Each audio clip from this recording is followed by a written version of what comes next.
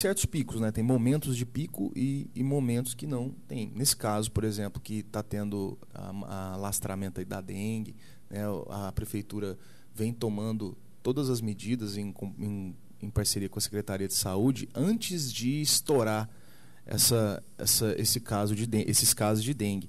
Então eles vêm sempre ali cuidando dos terrenos, fazendo mutirão, essas coisas que são muito importantes antes de ter essa largada da dengue como está hoje em dia.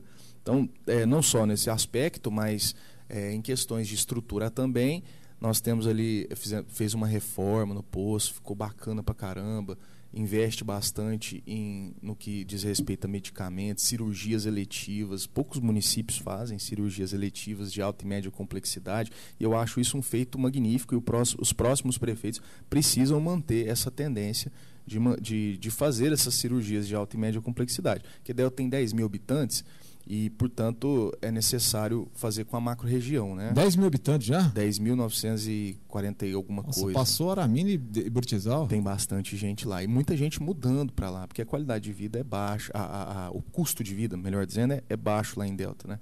Nós conseguimos, hoje, um aluguel em Delta que sai R$500, lá em Uberaba é 1.200.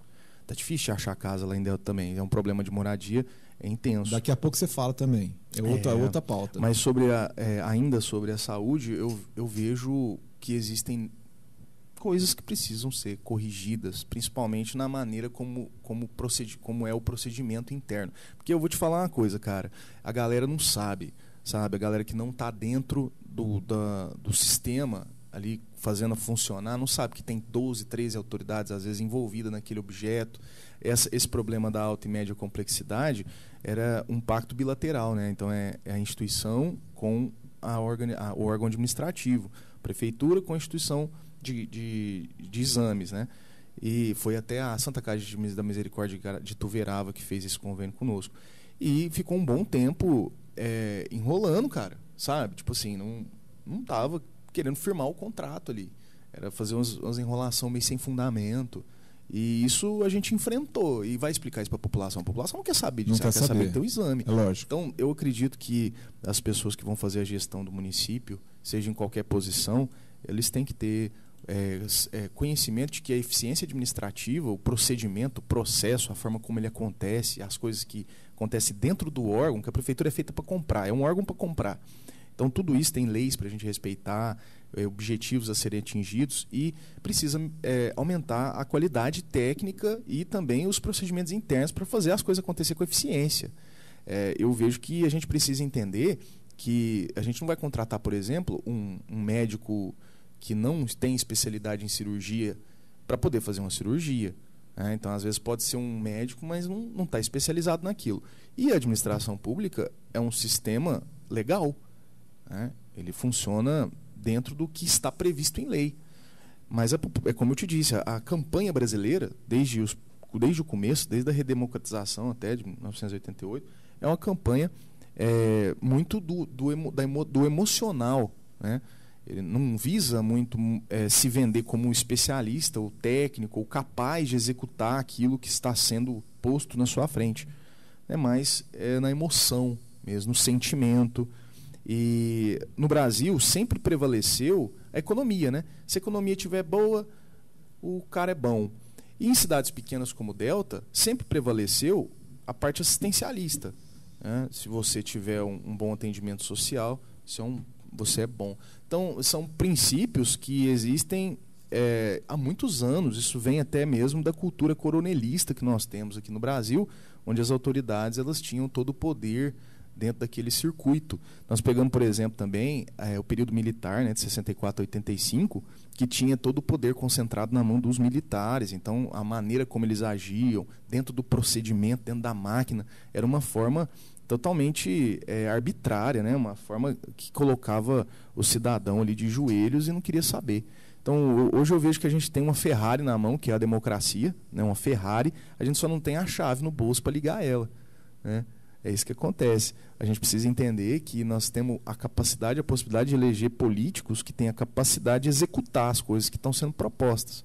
E eu espero que a gente tenha uma tendência de mudança nesse cenário, porque nas próximas gerações vem, e a internet, como eu disse, repito, democratizou o conhecimento, mais pessoas hoje sabem de coisas que antigamente quem controlava era a mídia dominante, né? A mídia homogênea, a Globo, SBT, esses canais de televisão que, na grande maioria das vezes, era o governo que orientava o que ia dizer.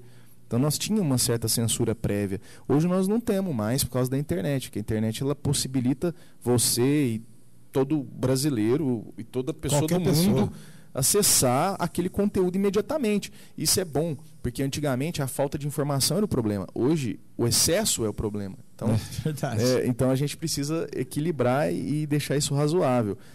Mas voltando ao aspecto da saúde, para melhorar, resumindo, a gente precisa, sem dúvida alguma, aumentar a eficiência administrativa, aumentar a capacidade de execução, a capacidade de diálogo e também, cara, tem um problema que não dá para afastar, que é o problema político, né? Então, existem interesses individuais confrontando com o interesse público o tempo todo. E também existe muita vaidade no meio político, sabe? E as pessoas não estão muito preocupadas com o interesse público. Estão mais preocupadas em criar sua marca, garantir a manutenção do poder. Mas aí não pode, né, Felipe? Mas a real é essa, cara. Eu sei, sabe? Mas aí não pode. A classe política... Por isso que a gente cobra.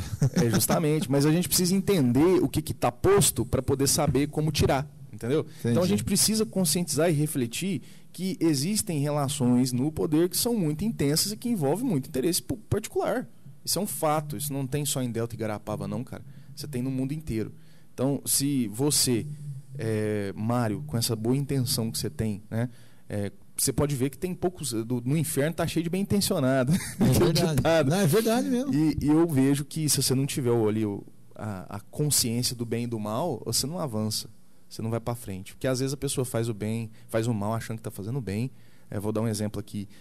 Eu vou aproveitar essa pegada do Hitler, né? Que o povo está falando do Hitler. Não estou comparando nada, mas lá na época do nazismo antigo, no nazismo 1930, que começou mesmo a ascensão do governo, do partido nazista, isso é história, a população alemã estava sofrendo com a Primeira Guerra Mundial.